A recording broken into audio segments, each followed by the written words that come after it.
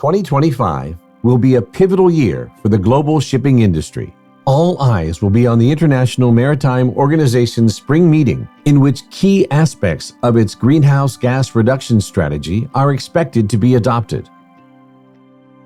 So the most important policy is absolutely the midterm measures that are being negotiated at the International Maritime Organization. These measures are going to create incentives for the adoption of these new fuels, and the important thing from our perspective is that they accelerate the transition as much as possible. 2025 is going to be an extremely important date for this industry transition because of all the potential regulatory frameworks that could emerge. And I think the most important thing is that there is a level of political consensus that drives real change in the transition. The decisions made by the IMO's Marine Environment Protection Committee will have far-reaching consequences, and industry leaders have some clear expectations going into the debates. I think the key thing for the industry is to have clarity.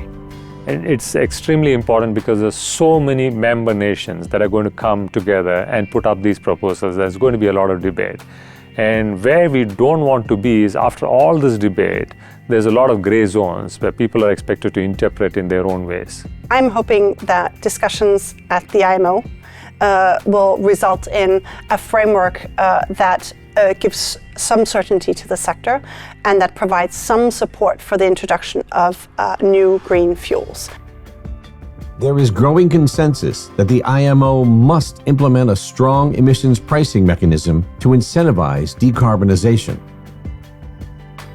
To get zero-emission fuels is very simple. We need a global tax on CO2 and greenhouse gas emissions. Biggest issue we have today for green fuels is the price. So fossil fuels are too cheap, green fuels are too expensive. So we need to bridge the gap. There's two ways to do it. You have to tax fossil fuels, and of course the green fuels need to become less expensive thanks to the technology and efficiency of new technologies. The work at MEPC is difficult work because it's always finding a compromise, but I think this time we're very, very hopeful that MEPC 83 will deliver on the promise to finally implement a global CO2 tax for shipping.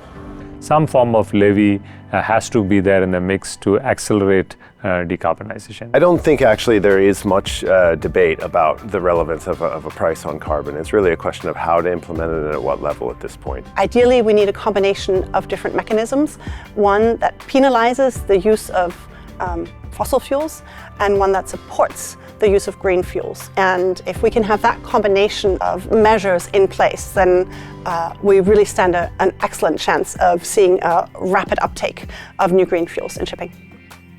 According to IMO Secretary General Arsenio Dominguez, the agency will provide the clarity needed to reach net zero emissions.